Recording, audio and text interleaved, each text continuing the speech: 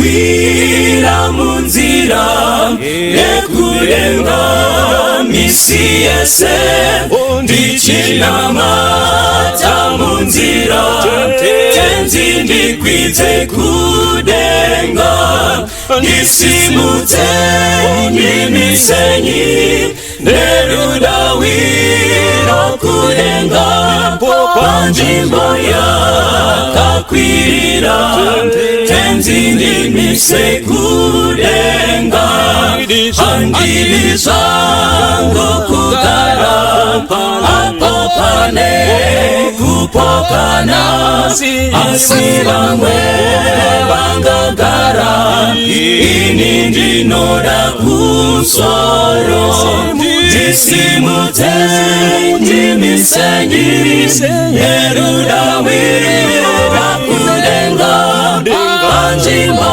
yakakwirira tenzi ndimise kudenga ndoda kugara kudenga kana satana ndinetsa rudairo rwangu rwese ngerwe kugara kudenga ndisimudze ndimisenyi nerudawiro kudenga panzvimbo yakakwirira tenzi ndimise kudenga ndoda kukwira kumusoro ndione kupenya kwenyu ndinonamatira kuti tenzi ndimise kumusoro ndisimudze ndimisenyi nerudawira kudenga panzvimbo yakakwirira tenzi ndimise kudenga ndisimudze ndimisenyi nerudawira kudenga panzvimbo yakakwirira tenzi ndimise kudenga panzvimbo yakakwirira tenzi ndimise kudenga panzvimbo yakakwirira tenzi ndimise kudenga panzvimbo yakakwirira tenzi ndimise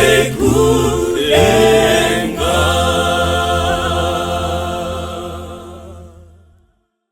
Kazwai vana vaMwari, notenda Mwari nekutiunza pamwe chete muzuva ranhasi.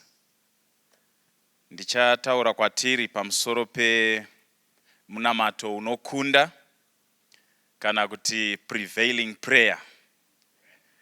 Munamato unokunda. Ndichakumbira kuti titarise Genesis chapter 32 verse 30. So Jacob called the name of the place Peniel, for I have seen God face to face, and my life is preserved. Akatumidza nzvimbo iyo zita rokuti Peniel, nokuti ndakaona Mwari pachiso, upenyu hwangu hukachengetedzwa. Vana vaMwari, tiri kutaura pamusoro murume uyu wakanga achinzi Jacob, ari muenzaniso wedu pamangwanani ano. Kana tichiverenga nyaya yake iyi pachapter 32, tingabvunza mubvunzo wokuti zvanga zvakakosha here kuti anamate. Was it necessary for him to pray?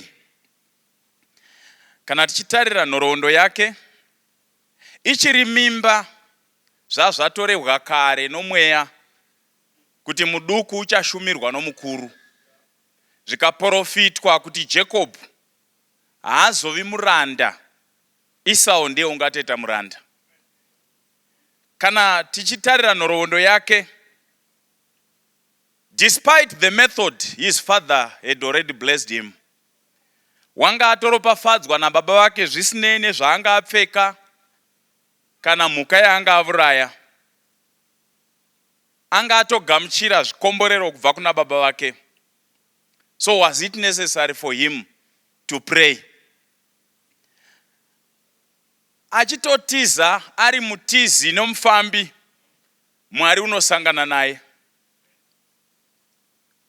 Asangana naye pano kumuranga nokuda kwezvivi zvake, unotodzokorora vimbiso dzaakapa kumadzibaba ake, ma divine promises. Saka zvakakoshei kuti anamate. Kana muchiverenga Genesis chapter 31 verse 43, inotiko he was exceedingly rich.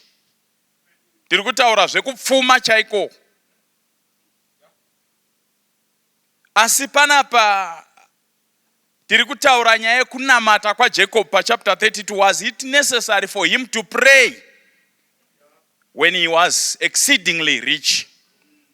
Besides, pana chapter 31 verse 3 pana Genesis, ndi Mwari wakamuvinga ikoko kwa Labani, achimuudza kukwana kwenguva kuti chidzokera kunyika yemadzibaba ako. Munhu waifamba naMwari uyu. So was it necessary for him to pray? Ari munzira sezvisina kukwana, anovona mapoka maviri engirozi dzaMwari, akabva aziva kuti ndo dzanga dzakamurinda, dzimwe mberi dzimwe shure, zvichireva protection yaMwari in its fullness. Was it necessary for him to pray? Kana tine zvinhu izvi zvatareva pamusoro paJacob, kune vamwe ndo inonzi deliverance. Ukanzwa munhu achiti ndiri kutsvaka breakthrough, ndo zvaari kutotsvaka izvi. But to Jacob it was not enough. Wakanzwa achida kunamata. Was it necessary for him to pray? Yes, it was. Something was eating him from within. Vana vaMwari, Jacob wakanga ari parumana nzombe nokuti Satani waimupomera mhosva day and night pamberi pengirozi dzaMwari pamusoro pezvivi zvake. Satani achitiko, ndine kodzero yokuparadza Jacob. Zvisiri izvo zvoga, Satani wakamutsa bope muna Esau kuti agone kuita march against Jacob. Achituma vakomana vake vanondosangana naEsau, achitovouya ne400 strong men kuzotsiva. Regai nditi zvekare, Satani wakazadza mupfungwa dzaJacob ndangariro dzezvivi, the sense of guilt, kuti agone kumubvisa pana Mwari. Saka vana vaMwari, it was necessary for Jacob to pray, not only because of what the devil had done, but what the devil was able to do. Potential ya Satan yakaita kuti Jacob atsaukire kunguva yekunamata. Kwete nokuda kwezvaari kunzwa, kwete nokuda kwezvaasina, kwete nokuda kwezvaakamboitwa, asi nokuda kwezvinogona kuitwa naSatan. It was necessary for him to pray. To pray because of the dreadful unknown. To pray because he was afraid. He longed for God. Kaverenga Mapisarema chapter 42. David anotaura pfungwa imwe chete, unotiko, senondo inodokwairira hova dzemvura, mweya wangu une nyota sei kuna Mwari. Anga aine nyota senondo inodokwairira, kana kuti semharapara inodokwairira hova dzemvura. Jacob wakanzwa nyota pamusoro paMwari. Ndichazoenda riniko ndindomira pamberi paJehovha? Ndo mubvunzo waDavid. Saka vana vaMwari, panapa kana tichiverenga Munamato pachapter 32 waJacob, munamato wemunhu wakanga achinzwa nzara nenyota yaMwari, waidokwairira uvepo hwaMwari kana kuti presence yaMwari. Asi regai nditi, hama dzangu, zvakakosha kuti tizive, in fact, chinotoita kuti vamwe vanhu vasanamata chaiko munamato unokunda, they know what it takes. Vanorega kunamata vakatopima, vakaongorora, vakaona kuti zvinotsvaka chinyi kuti vanamate munamato unokunda. Nesu zvakakosha kuti tizive. Haleluya. Chokutanga chatinoona pa chapter 32. Kuedza nepanogona napo somunhu kuzviyananisa naEsau. Ndosaka achituma vaningina hama dzake kuti endai mundosangana naye nezvimwe zvipfuwo kuti andoedza kutsvaga nyasha kuna Esau. Asati atsaukira mukundonamata, Jacob unotsvaka nepaanokwanisa napo kuyananisa ukama hwake naEsau hwakakanganisira. Mushure maizvozvo unoziva kuti nyaya yasvika paanofanira kuva iye oga.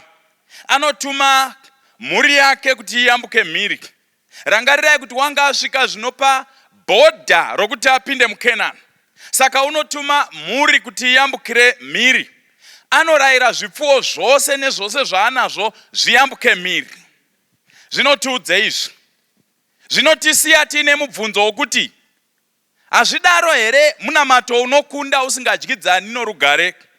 Does it mean prevailing prayer and comfort are usually incompatible or mutually exclusive?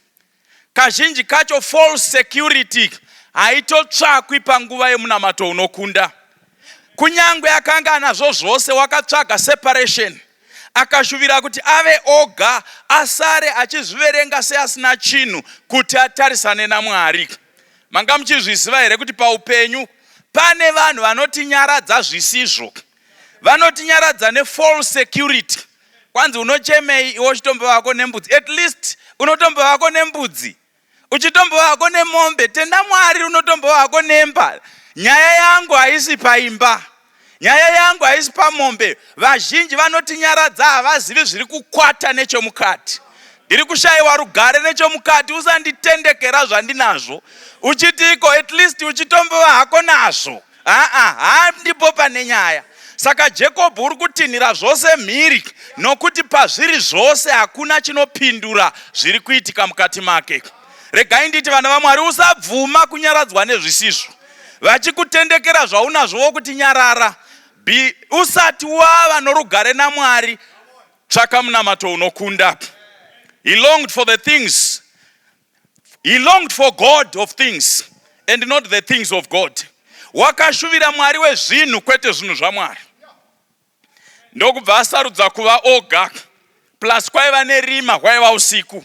Kana muchiverenga Ellen White unoti nzvimbo iyo yakanga izere mhuka dzesango dzinorura. Zvekare kwakanga kuine marobbers vaigona kuparadza upenyu. But zvisinei nerima, zvisinei nevanopamba, zvisinei nemhuka dzinouraya, wakati idzodzo mhuka dzitori nane pachikara chiri mukati. Akati rima riri nane pane riri mupfungwa dzangu. Akati nhamo yekutambudzika nezvinonetsa zvousiku iri nani pane kuti nditarisane neramangwana ndisina Mwari. He wrestled with God. Wakatsaukira parutivi kuti andonamata. Shoko rinoti ari pakati pekunamata wakanzwa ruoko pamapendekete ake. Akaziva kuti nguva yehondo yadini? Nguva yehondo yatanga. Wakakikirisana usiku hwose pasina unotaura noumwe. Vachirwira upenyu. Akanzwa kuti iko pano it's a do or die situation. Vakaita wrestling mutsimba usina kumbovonekwa usiku hwese kusvikira koda kuedza. Kana mozoverenga nhasi munoverenga monzwa munyori Ellen White unotiko that was Christ. Murwi uyu wairwa naye ndiKristu pachake. Haleluya vana vaMwari. Saka kana wafunga kuva nomunamato unokunda, woshinga kuparadzana nezvinofadza zvoupenyu. Kana washinga kuita munamato unokunda, chishinga nokuti munogona kusangana mukarwa. Haleluya vana vaMwari. Panotoda kutenda pakunamata. Kwete kutenda kuti unamate. Asi kana wafunga kunamata, maybe wapfugama kuti uchitanga kunamata, chiva nokutenda. Nokuti vazhinji vanogona kutanga munamato vagoupedza vava wesi kudarika zvavautanga vari. Nokuti tinodzidza kuti munamato ihondo, maunogona kukunda kana kukundwa. Nokuti kana ndichiverenga nyaya iyi yose, kunonziko pakupera kwazvo kunyangwe akanga ari Jesu, wakanga oda kutoinda. Zvakatozotsvaka simba rasara raJacob kubata kuti asi hamungaindi kana musina kundikomborera. Wanyumwa sei kuti uyu unokomborera? Chaari kureva ndechekuti simba randaona usiku huno ndorida kusaidi kwangu. Ndo zvaingoreva ipapa kuti with this power and this strength I think I can meet Esau without fear. Whoever it is, but say you cannot go without partnering with me. Nokuti energy anda witness usiku wanasi nokuzo podorwa uryu kwaitika uku ndinokudai kusaidi kwangu. Ndo kunonzi kutenda. Uyu Kristu sokunge anodavo kumuedza mumunamato unomubvunza zita rake. What is your name? Ndo zvimwe zvitsvako zvine denga kana uchinamata kumbokudzosera kuma reminders ezvivi kuti unoti kudii. Wakareva nomo hana kuti ndiri muzodziwa wenyu, wakati ndini Jacob, hana kuti ndini mudhikoni kana kuti ndini uya wakashanangurwa. Aiwa, ndini Jacob the supplanter, ndini tsotsiriya mharapatsetsetse, ndini. This was a 20-year-old question. Idzaingova corrections dzezvaakakoniwa pana Isaac. Regai nditi vana vaMwari, ndiMwari waingomuedza kuti kana ndamureminder zvivi zvake uchati kudini, asi waisatsvaka kumudiscourage. Pamusoro pokuremindiwa zvivi wakamuvhuna vudyu. Regai nditi zvekare, paitova neriski mumunamato imomo zvokuti kana dewa warega kunamata zvaiva nani. Nokuti great controversy 616 rinotiro, had it been a boastful, presumptuous claim, Jacob would have been instantly destroyed. Vaisara voinda kuKenani, afa avigwa pavasingazivi futi. Mumunamato imomo maitova neriski yokudestroyiwa. Mumunamato imomo. Saka munamato unokunda unoda vakashinga. Nokuti unogona kuinda kumazuva ndadzoka. Apedza kumurangaridza zvivi, apedza kumuvhuna, oti kwainda kuinda. Regai nditi vana vaMwari, with all his potential and his energy and power, he endeavors to escape from him, to test him. Vana vaMwari, God does not force his presence in our situations. Tinotofanirwa kuratidza chido chokuti tinokudai. If I ever needed the Lord before, I have to show to need him now. Panzira yeEmmaus vakamugombedzera garai nesu. Pagungwa achifamba pamusoro pemvura vakamugombedzera kuti apinde muchikepe. Dai zvaisava izvozvo waipfuura. Haleluya vana vaMwari. Ndi Jacob wakatidzidzisa kuti ko Mwari ndo kutogombedzera nokuti kutenda kwedu kunoda kushandwa. Pakupera kwazvo Mwari ngaavongwe nokuti seumbowo hwokuratidza kuti zvivi zvake zvakaregererwa kare, Mwari wakashandura zita rake kubva kune riya rinorangaridza zvivi zvake akamupa rimwe rinoratidza kukunda. Kwesi takamboita seiko tinonamata tichingodzokera kune zviya zvivi, asi hatina chokwadi kuti zvakaregererwa kani. Kana tisina chokwadi, we need prevailing prayers. Zita ndokubva rashandugwa kubva kune riya rine rangaridzo dzakaipa. Munoziva here kuti paairwa nomutumwa, kwakabva kwatuma umwe mutumwa kuna Esau kundomudzikamisa nokumupa hope dzokuti aite kwazvo kana asangana naJacob. Vakatosangana ava umwe munhu ari transformed kwechinguva ichocho nokuda kwokuti Mwari wapindira. Patinenge tichinamata, paunopfugama uchinamata in this fight, wrestling with God in prayer, God deploys angels to deal with all your situations wherever they are. This is God. Kuti kana tichibva pamunamato iwoyo tinobva Mwari arwa hondo dzedu. Saka dei Jacob asina kutsaukira panguva yemunamato, hakuna ngirozi yainda kwa Esau, waindosangana naye ari mumbishi akadaro. Hama dzangu, Ndinoti kubva pazuva iri kusvika panguva iyoyi Mwari waiva Mwari waAbrahama naIsaac, asi kusiku ihwohwo kuchindoidza wangava Mwari waJacob. Haleluya vana vaMwari. Wakati usiku hwanhasi ndinopindawo palist kunzi Mwari waAbrahama, waIsaac, kuzonzi vono waJacob. Saka mukomana uyu unonzi Jacob wakazoyambukira mhiri ondojoina vamwe kwaedza. He was a changed man, limping and in pain but blessed. Wakaenda achikamina avhunwa vudlu, vachimuona achifamba uku vakashayiwa kuti ndibaba vo here avo vomusha, kunyangwe vanga voshoreka pachimiro nokuda kwokukamina. He was a blessed man. Ndinorota rimwe zuva umwe munhu achipodorwa naMwari paupombweni achidzoka avhunwa kuti akomborerwe. Panototsvaka kumbovhuna vamwe vanhu kuti vakomborereke ndiMwari uyu.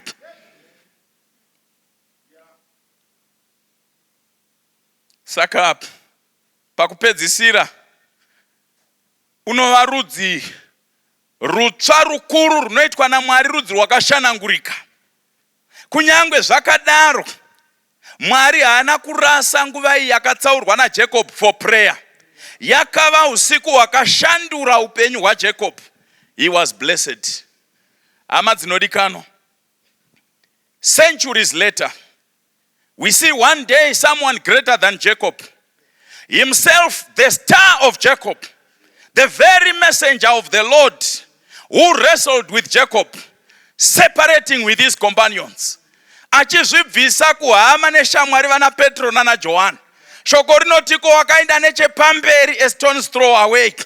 Asvika ipapo unosvika huri usiku, Judhasi uko uri kutungamirira mavuto ari kuuya saEsau achiuya kuna Jacob.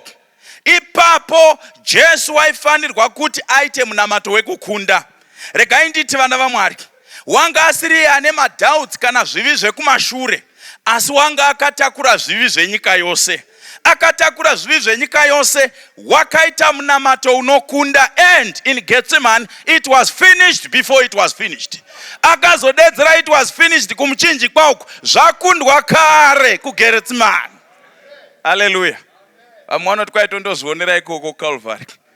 Tongonozoona kuti zvichadii, it will depend tasvikako.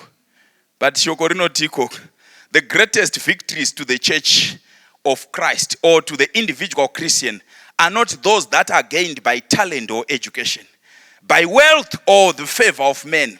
They are those victories that are gained in the audience chamber with God, when earnest, agonizing faith lays hold upon the mighty arm of power. Men of prayer are men of power. Patriarchs and Prophets, page 203. Hallelujah. Saka Jesu wakangofamba nepakafambawo naJacob. Saka kureva kuti haangorwisi naiye unorwiswavo. Saka shoko rinoti Hebrews chapter 5 verse 7, iye pamazuva enyama yake wakauya kuna iye wakanga achigona kumurwira parufu, akanzwikwa nokuda kwokuteerera kwake, akanzwikwa nokuda kwokutya kwake Mwari, akachema nemisodzi nokuungudza nokugomera, akanzwikwa. Haleluya vana vaMwari. Ndianiko ungazosvika pakupfekedzwa korona asina kusvika nepamuchinjikwa? Ndianivo ungagona kusvika pamuchinjikwa akakunda asina kupfuura nokuGetsemane? Vana vaMwari, you need time alone with God. And the greatest sign that will show that God has heard and answered your prayer is peace within your heart. Kana rugare rwazara mumwoyo mako, takunda. Haleluya vana vaMwari. Aripo here mangwanani ano anoti Mwari, kuno munamato unotondityisa kuita this prevailing prayer, nokuti une zvakawanda zviri mukati mavo. Unotsvaka kusacrifice, unotsvaka kuyanana nehama, zvanhu zvimwe zvinhu zvandisingadi kuhwa nezvazvo. Unotsvaka kuti ndive panotyisa ndichisiya macomforts angu. Unotsvaka kuti ndisazvifunga asi ndifunge imi moga. Unotsvaka kuti ndirwe nechindini chiri mukati mangu. Hazvizi kamwe kunogona kuedza ndisina mamwe marunda adambugwa, asi ndinoda munamato unokunda. Aripo here akadero? Kana uripo, tinokumbira usimuke tinamate. Kuti Mwari ndigamuchireiwo. Tinonamata pakawanda, but there is maybe just one prayer that is still outstanding. Hallelujah. Pano kunonge pachi minamato tunoita yakawanda chaizvo ende ichipindugwa, asi kune umwe unenge wasara uchakamirigwa nedenga. Asi Mwari ngaavongwe rwiyo runotiko sweet hour of prayer that calls me. Hallelujah. Yes, munamato wacho ndiwo unototidedza kuti tive nenguva naMwari. Nokuti patinosimbodanwa panguva yakadaro tinosunungurwa, moyo yedu yaropafadzwa, yakomborerwa. Mwari ngakuitire zvakanaka. We are going to pray now. Baba vedu vari kudenga, tinokutendai. Inyasha kuti mutipe mukana wakaita souno, tidane kwamuri. Tinombonamata kazhinji takawanda semhuri, sesangano, paungano dzakasiyana siyana. Simangwanani ano taona umwe munamato wekukunda, unotsvaka umwe neumwe kutsaukira parutivi.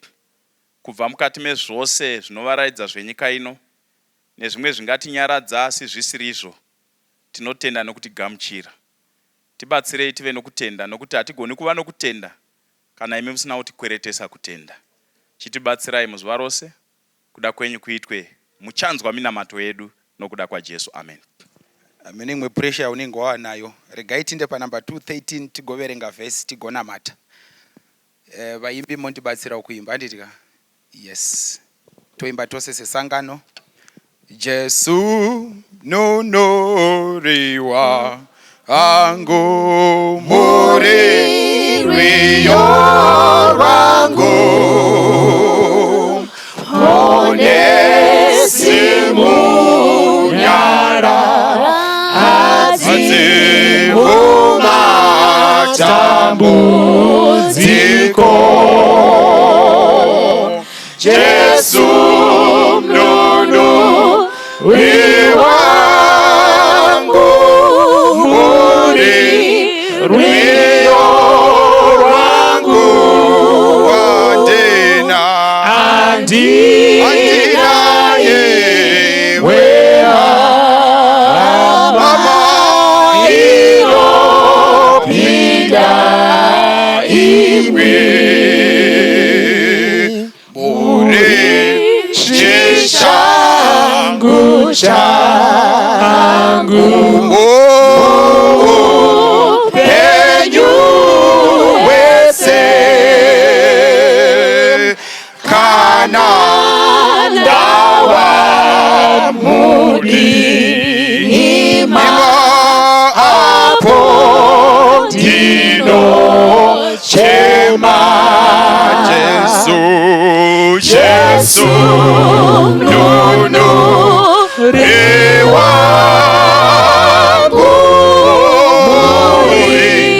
rwiyo rwangu andina imwe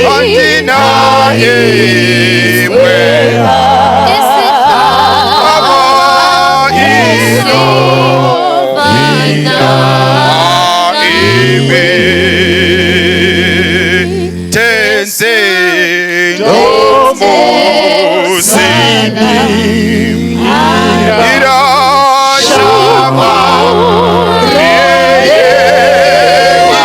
rwiyo rwangu andina imwe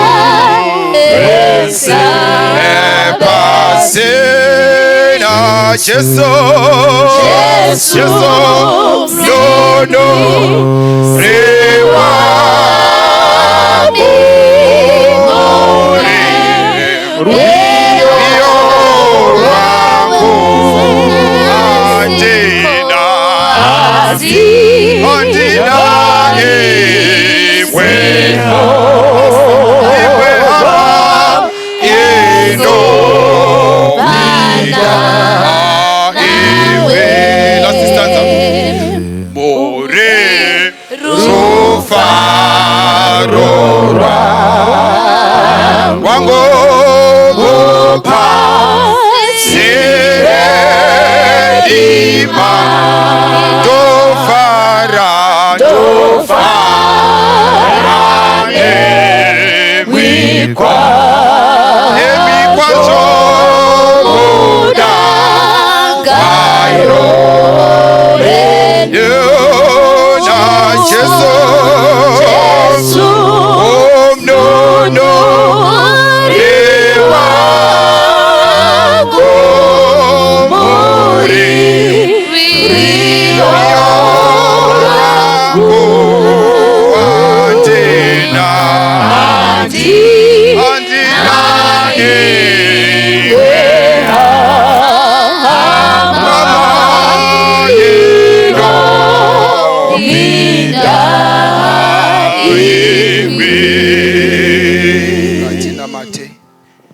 vedu vari kumusoro kudenga, tinokutendai pamangwanani ano.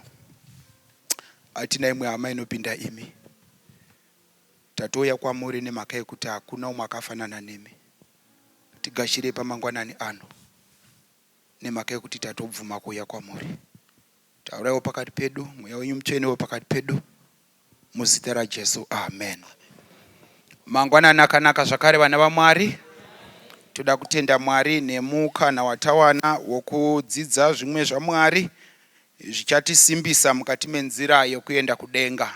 Chakumbira Pastor Mushambi mufambe mushiya kuno kumberi muzondibatsira kuverenga panapa. Handisi kuzotora nguva yakareba.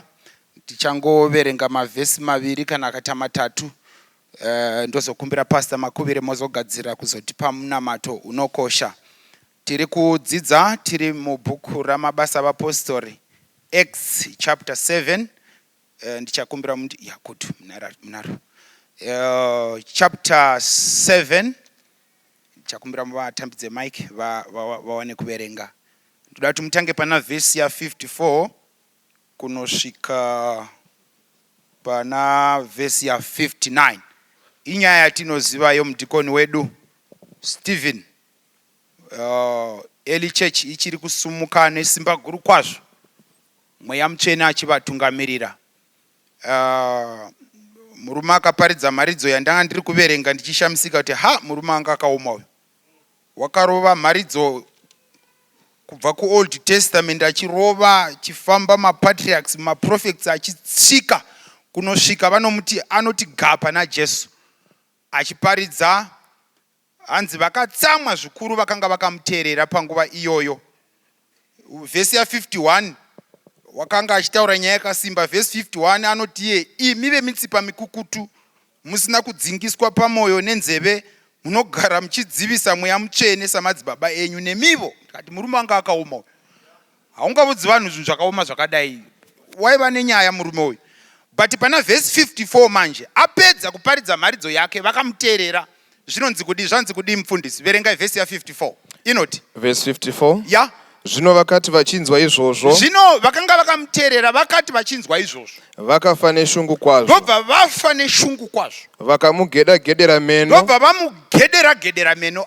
Handinyatsozwisisa kuti kugederwa meno kwakuri kuita sei, but Bible rati vakamugedera meno nenyaya yemharidzo yanga arova iyoyo. Zvikadii paya? Asi iye azere nomweya mutsvene. Asi iye manje azere nomweya.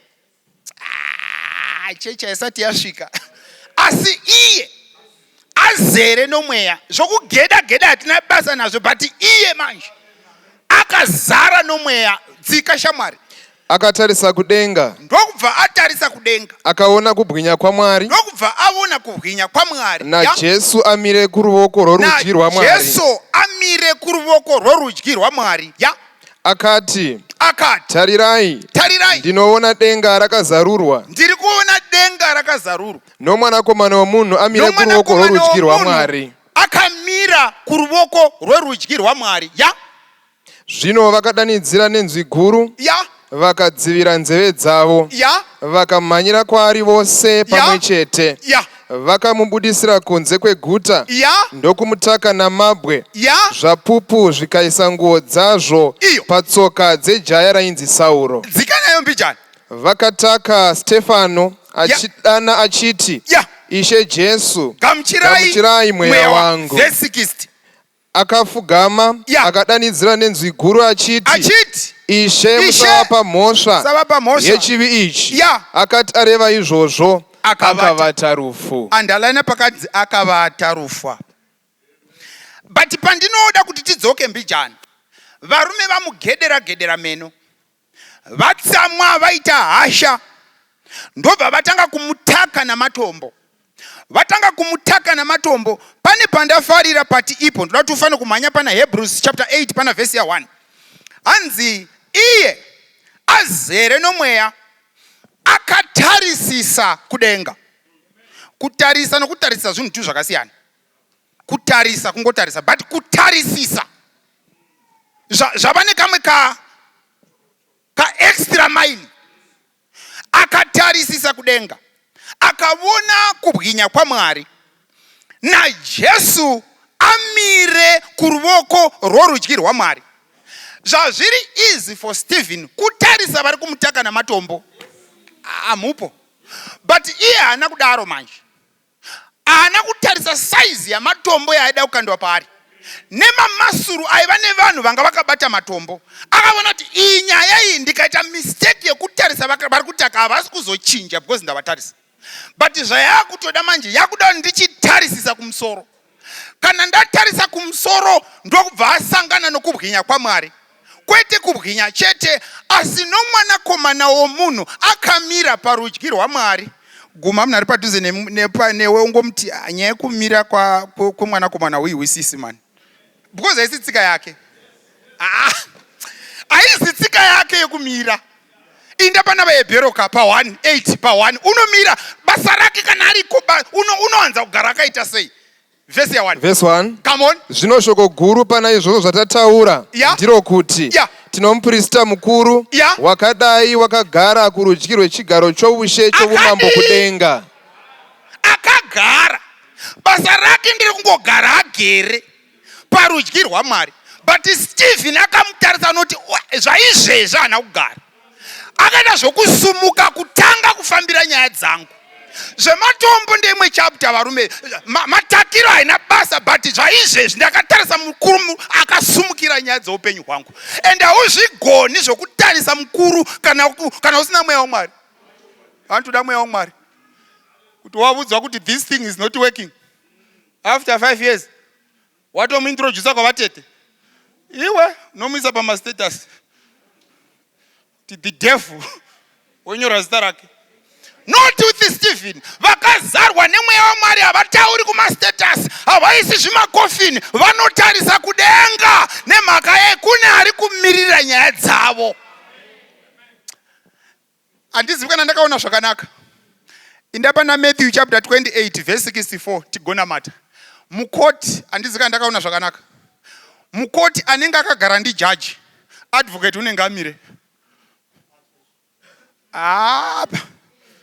Advocate unenge amire. Because dzaakatakura dzopisa hadzisi dzokugara. Ari kumirira une dzinorema dzinotoda kumira. Saka Jesu panapa akamirira Stephen as his advocate. Ari kuti nyaya yemukomana wepasi ndikagara wanyura inotoda kuti nditomira. Mufana akazarwa nemweya. Usahla mani. Sapatsana natenzi. Patanga nyaya dzokukashwa kwako namatombo. Mukomana akamira pachigaro. Iwe ndiwo ungatomudisappointa. But akamira. Pamakabatwa kenza mukomana akamira. Pamakarambwa mukasigwa vana 5 musina kana eni chamakasirwa mukomana akamira. Akati baba vavo varamba but kuna baba vari kudenga vanomirira nyaya dzavana vavo. Usapa munhu kugamba kwaasina uchimuposta pamastatus. Kuti uri kudera. It's because wakandiona ndiri a mother of one. Usapa munhu bugamba. Usapa vakabata matombo bugamba. Tine gamba rakafira pamuchinjikwa rinomirira nyaya dzavanhu. Iwe zagwa nomweya. Zedu torwirwa. Kuna Jesu ndo zvakonakidzira. Hauiti unoitigwa. Kuna Satani unoitiswa. Soda unozadzwa nomweya. Unoza wakatanga kufunga matombo wakabatigwa neupenyu so. Unozungirira. Ukatanga kufunga matombo wakabatigwa nemurume wako. Unozungirira. Ukatanga kufunga matombo ezvakaitwa kudzinza rekwenyu, unofa usati wafa. Batizadzwa nomweya. Hapana chinhu chinonakidza sekuziva kuti uri hero yeumwe munhu. Usapa munhu simba raasina. Chimunyora pamastatus. Uri kudero because ndabasa naso ya move forward as long here to my back. Zagwa nomweya utarise kudenga. Problem nyadza kuri kuzvimiririra wega. Miririgwa nomukuru. Unoza kana Jesu akudzoka nenyaya yacho so. Unohwira uromboka kuitira utsinyi. Wambosvika pakuna matira Mwari chivaregerai. Munachirogwa back forth and front. Unotazokuti nhai Mwari ndakanamatire zvandakaita zvi. Kana Mwari wodzoka kumarikavha runyatsona kuti nyangu nyaya yakufambirwa nemukuru. Izvi zvava beyond human control. Uyu munhu akabahwa nomukomana. Iyi yakufambirwa naJesu. Rega vaite avanoita, rega vakache nematombo. Kachiwa nematombo. Zvima project zvinogona kukachiwa nematombo nyatsona kuti achawo kachiwa. Zvinongofuma zvakanzi tine urombo. Ponyogwa we are sorry. After 10 years. Tine urombo. Itoendizwa kumakoti nyaya yacho nanotosara uriwo notori nemhosva. Nyatsona chatakwa nematombo. Zvima marriage zvokachiwa nematombo izvi. Iye munhu wagere padhuze neunogona kukachiwa nematombo iye munhu. Mutarisi. Wakaribata kadombo. Ende uzangada kakutema nediki wagumira ipapo. Ari kutondotsvaka hombe achibva ipapo. Saka kana unotsvaka hombe, iwe enda unotsvaga kasika matombo kuti vanhu vaya vatanga Jesu. Mirirai nyaya dzangu. Handina nharo, not by might nor by power, but by your spirit. Fill me with the spirit. I will be able to pray. Ndichiti Mwari komborerai vakandiganyira. Kungova usimbe. Mufundisi wangu vabva panapa vane imwe nyaya vanosimbotaura vanotiwo. Ndiye ndichingowa hangu usimbe hwekuda ngotaura nyacho. Ndikatanga kurevera kuna Mwari kudenga uko. Ndikatanga kukurevera una mudhara. Na 3 AM ukawandoti 10s. Muchanzwa ndoimba mangwanani. Ndichiimbira iwe manje. Because wava nomwe mukadzi. Isine muchato. Because wandichembedza. Ukandafugama. Ukandokudana nezita kuti innocent. Innocent. Vesi andinoverenga Isaiah 41 anotaura kuti they will perish, you will perish. Usagwa ne-praying men haungaiwini. Vakaropafadzwa vane vakadzi vasinganamati. Karopafadzwa. Kaona mai voti ndoda kupinda prayer band ndichimbomira ikauri ngange. Ndichimbomira mai ndokuvara. Kwaya kudina Matthew 26 verse 64. Verse 64. 64. Yeah. Jesu akati kwaari, yeah. Ndizvo zvawataura, yeah. Asi ndinoti kwamuri, Eka. Kubva zvino muchaona mwanakomana womunhu agere kurudyi rwesimba, yeah. Achiuya namakore okudenga. Before mprista Jesu ari pakutambudzwa kukuru. Vari kumubvunza ndiwe here unozviti mwanakomana waMwari? Ane vhesi inondipa simba. Pachinambo chokupindurana nezvavaibvunza zvikanzi aiwa vakomana ndoda kuti muzive chinhu ichi. Muri kunditambudza nezvamuri kuita, but kubva zvino muchavona mwanakomana womunhu akagara parudyi. Saka isi tsika yake yekusumuka. Ukaona asumuka pane dzamusumudza. Amuna kuwa. Ukaona Jesu asumuka hangosumuki man. Ukaona asumuka pane prayer yomudhikoni pasa. Pane munhu akazarwa nomweya pasa. Wokuti akati our Father. Denga rinoresponda rese.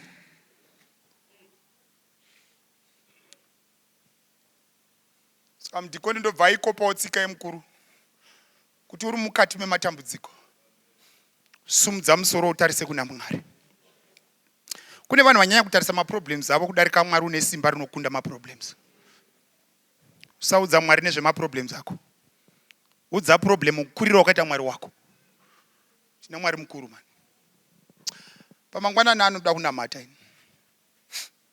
Pane vanhu vanoti Mwari inde matombo eupenyu. Ndiri pano hangu but matombo andakabatirwa eupenyu ka. Kana Jesu akasasumuka ndogona kunyura. Kubasa kwedu zvivindi kuindako. Vanhu vandoshanda navo zvavanazvo muchivuno handizvizivi. Kune vane mota dzisingabatwi pakampani. Apa ndini manager wacho. Ndinogona kupetwa kana Jesu akasasumuka semasumukiro akaita pana Steve ndonyura. Mwari miraiwo mhuri yangu. Mwari miraiwo kubasa kwangu. Mwari miraiwo paurwere hwangu. Vari pere pamangwanani vanhu vanoti inini Jesu ka. Kana mamuchimbodzifaita makagwara. Chimboita dzokusumuka. Pastor Makuvire veyamunamati. Unoziva tichachovha mabhasikoro so. Unenge wakagara pachihlaro paya. Ukaona tasumukira. Ukaona zvokusumukira. Pane zvakuda kuitika. Ukaona Jesu osumuka. Panoda kuchinjirwa chapter yeupenyu hwake. Ina handizivi chiri kunetsana newe choupenyu. Spiritual battles here. Urwere. Kune umwe wakataurwa nachiremba kuti uhu hahurapiki. Kune umwe wekuti ukaenda kusikani vanoti hatina zvatoona asi unoona kuti urugwara iwe. But uriti Mwari pama 10 days apa ndandiri kunamata. Ko hwangu madii kuitira hwokusumuka. Varipo here vanoti Jesu sumukai. Ndine nyaya inondikuvadza mukati memwoyo. I appear strong in front of people, but mukati ndine nyaya yakabatirwa matombo naSatani. Itai zvokusumuka. Kana varipo vakadero sumukai mufundisi vanoda kutinamatira. Indichangokumbira a few. Vanoti matombo anguka. Nevakaabata achoka. Vakura upfuura simba rangu. Kasada mbobhejegwa taurorwi. Unyatsoona kuti for sure kwakuinda makuru angu ina ndichatororeki. Ende vakazvitaura vari kutowedzera kuramba vachitaura. Wambobudza kuti uchashanda chetu chagara muHarare but haumbofoka upgrade life yemu. Unyatsoona kuti wamuna ndiri kuramba ndiri muHarare but Harare asi mandiri. But Jesu imbosumuka nyaya dzeupenyu hwangu. Kana varipo vanoti ini dzangu dziri kuma extremes. Kana Jesu akasasumuka ndosekwa navaHedheni. Tindo marriage here. Mwana wako akakubvunza chii chakanakira kuroorwa una zvaunotaura iwe. Nematombo akakandwa nomuvengi mumarriage ako. Ti Jesu yangu itaiwo kusumuka netsoka. Muirwire. Ipapo nichangombera kuti mufambe muye tumire panapa. Titi Mwari todambotanga 2025 tine nyaya dziri different. Zvenhamba yemakore haisi nyaya. But tine mukuru, we have got our advocate. Ari kudenga right now. Come. Want to have a special prayer. God bless you. Come. Iwo ndoonoziva kuti dzanguka. Kusazvisungirira zvivindi. Dzangu kusamwa mushonga wokufa zvivindi chaizvo. Andoziva kuti nemhaka endiri panapa. Ende mukata zvokutamba. Ende Jesu mukata zvokunonoka. Zvakataurwa nadoctor specialist akafunda. Ndakatobvuma ndizvo chokwadi.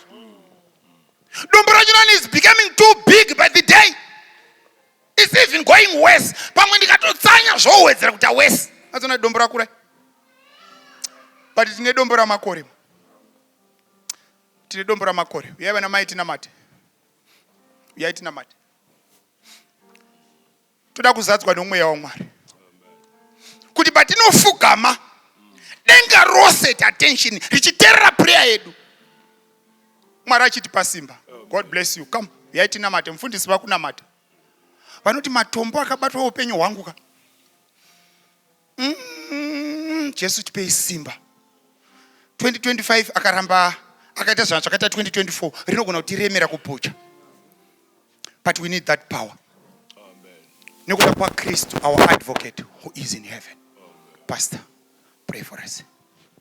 Tiri kunamata. Just one stanza, 136. Ndomutewera kweseko ndazinza kumusembera ndotondera kundifira pamchinjiko weKalvari Jesu anditungamira wendo rwese nguva dzese ari shamwari yeidi ndinotondera Kalvari. Ngatinamate. Baba vedu variko kumusoro kudenga napano panyika muripo, toda kutendai Mwari zuva ranhasi ramati kokorodza kuuya kuzokunamatai. Imi muri Mwari, isu tiri vanhu venyu, Tinokumbira Mwari wokudenga mukangamwire kudarika kwedu kwose, tigone kukuteverai mugotizadza nomweya mutsvene. Tipei kushinga kukuteverai pose pamunenge makataura nesu, patakakonewa zuro Mwari tiregererei. Chishuvo chedu tafamba netsoka kuuya kwamuri, imi Mwari muri Mwari hamuzi munhu. Shoko renyu nderazvokwadi, makativimbisa mushoko renyu kuti kana tikauya kwamuri hatidzoki takadaro. Tinokumbirai zvino mangwanani ano munotiziva upenyu hwedu hwose. Vamwe tauya kwamuri nokuti tinorwara ugwere hwakabayiwa nowakaipa. Tinokumbira kurahwa nemwi, shumba yerudzi rwaDhavhidhi. Vamwe vavengi vedu vakasimudza matombo okutirevera zvatisina kurarama. Vamwe matombo akasimudzwa ndemweya yetsvina kuti upenyu hutiomere dakara tichinda kumakuva. Vamwe upenyu hwedu hwakakandiwa matombo emichato isinganakidzi. Tinokumbira Mwari mudzivirire matombo iyawo. Mangwanani ano Mwari wangu wokudenga, tauya kwamuri nokutenda kuti muri Mwari wenyama yose. Hapana chinhu chinokukonai imwi. Vekare vakamira nemwi nyange mumoto havana kutsva. Vekare vakamira nemwi vana Stephen vakarara vakatarira kudenga rakavazarukira. Toda kutendai Mwari, patamira pano Mwari toda kukumbira kubvisigwa mitoro yatinayo nezita raJesu. Mubvise kutya matiri nezita raJesu. Mubvise kutsiva vavengi vedu kana kuvatsamwira, asi nyaya yedu titarire kumusoro unotisunungura. Tinokumbira kusunungugwa mangwanani ano nezita raJesu. Pose paifunga muvengi kuti tichamujoina, kwete nezita raJesu. Tinokumbira Mwari wokudenga, mutizadze nesimba romweya mutsvene. Kana matombo ouya anotanga kugamiwa nemwe asati atirova. Tatenda Mwari kuti matisunungura.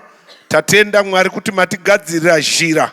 Uye muri Mwari wasimukira nyaya dzedu, nokuti mationa tichifamba tichiuya kwamuri. Kana pano urwere hunoya haurapiki pamberi penya hapuna chinokona, nokuti muri Mwari unogona zvose. Mangwanani ano Mwari wokudenga, gwirai vana venyu vatenda kukusimukirai. Gwirai vana venyu vava kukuteverai. Gwirai vana venyu vashinga kufamba mugwendo kusvika kuchindopera. Munamato wedu wokutenda kuti matisunungura nezita raJesu rinogara nokusingaperi. Amen. God bless you. Iriranye wakona Jehova mukutambudza zemo rombo ilombo rega rino pasemba moyedzi are petro miranyi padombo semiranye apolombo ni Kristo takurera tetazomera necheta chichaponeswa biriranye wese kororama moyo usimene eruda wiro ilombo reka renoko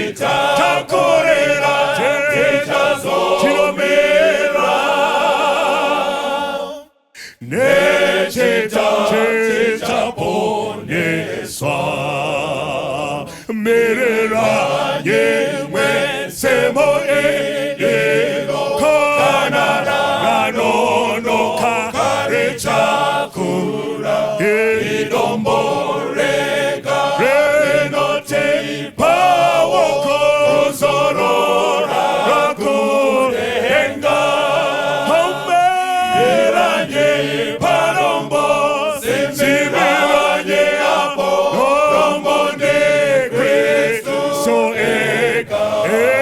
eka kuti takurera tichazomera nechita chichaponeswa biranyi panombo simbiranyi apa noni Kristo eka hari eka kutita kurira tejazo tiramira ne